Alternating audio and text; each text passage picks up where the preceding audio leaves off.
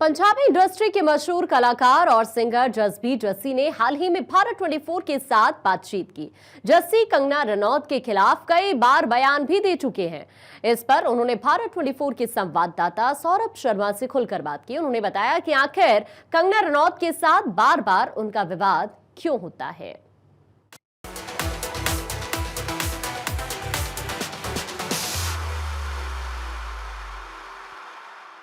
नमस्कार दोस्तों, मैं हूं सौरभ शर्मा। आप देख रहे हैं भारत 24।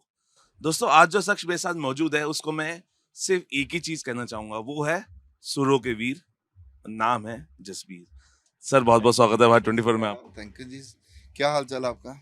अच्छा, मैंने जैसे कहा आप हैं सुरों के वीर जसबीर। जी।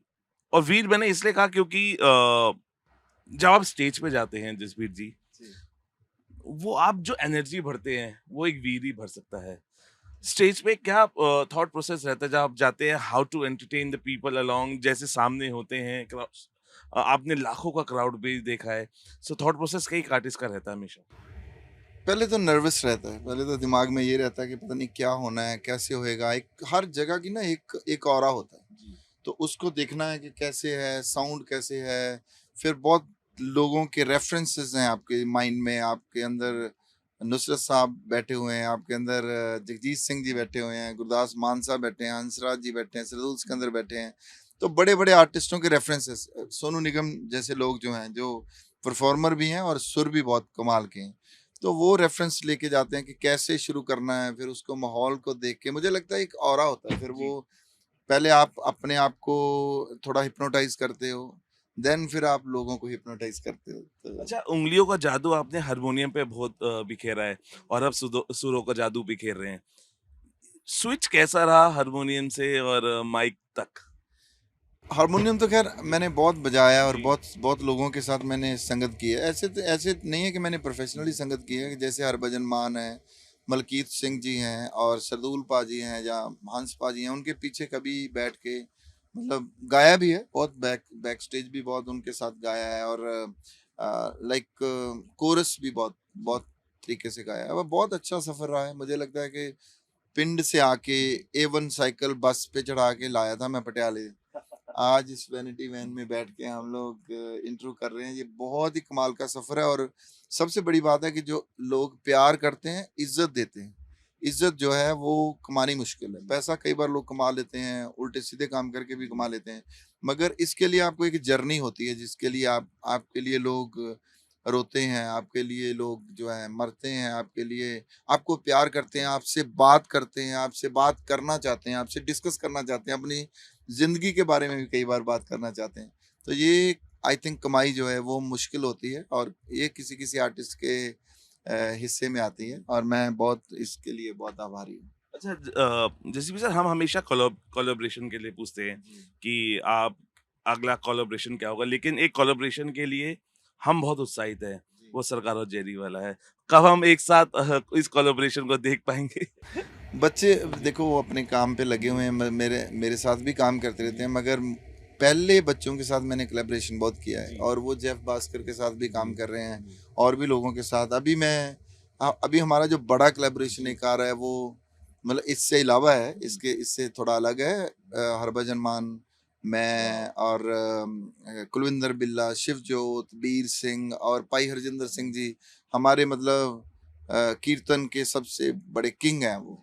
तो हम गुरु मान्यो ग्रंथ करके एक गाना गीत जो है, धार्मिक गीत है, जो गुरु साहब की जो शिक्षाएं हैं, कैसे हमने इकट्ठे रहना है, कैसे हमने जातों पातों से ऊपर निकलना है, कैसे हमने एक दूसरे दूसरे को भाई समझना है, एक दूसरे की सेवा कैसे करनी है। जैसे पंजाबी और सिक्खी की अगर बात करो, तो जैसे लंगर की प्रथा ही है, एक बहुत मशहूर है।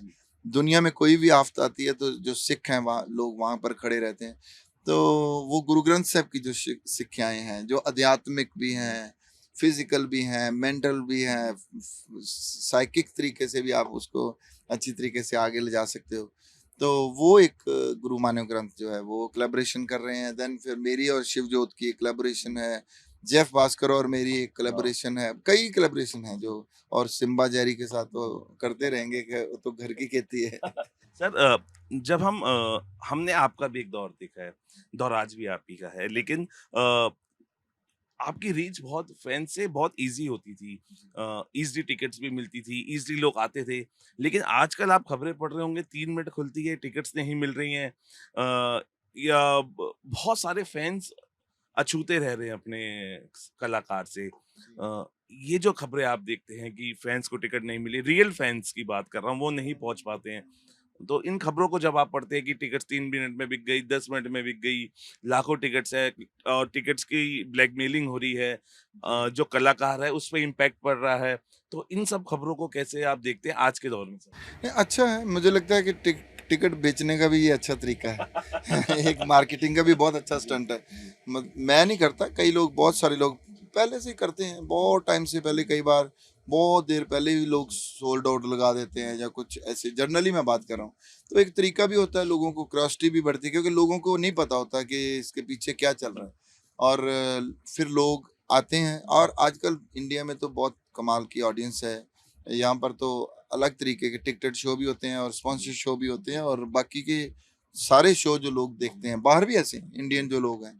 तो अच्छी बात है, मुझे लगता है मार्केटिंग का एक अलग अलग सा तरीका है, ये बहुत खूबसूरत तरीका है।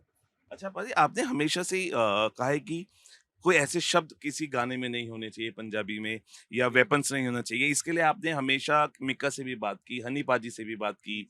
और क्या आपको लगता है कि जब आप गाने देखते हैं, बदलाव महसूस करते हैं, या आज भी आपको लगता है कि या कुछ गाने हैं जो थोड़ा-सा इम्पैक्ट डाल रहे हैं पंजाबी इंडस्ट्री पे? नहीं, बहुत सारे गाने हैं जो एक्चुअली क्या होता है, हम लोग इसलिए बोलते हैं क्योंकि कंपटीशन जो है ना वो गंदला हो जाता है।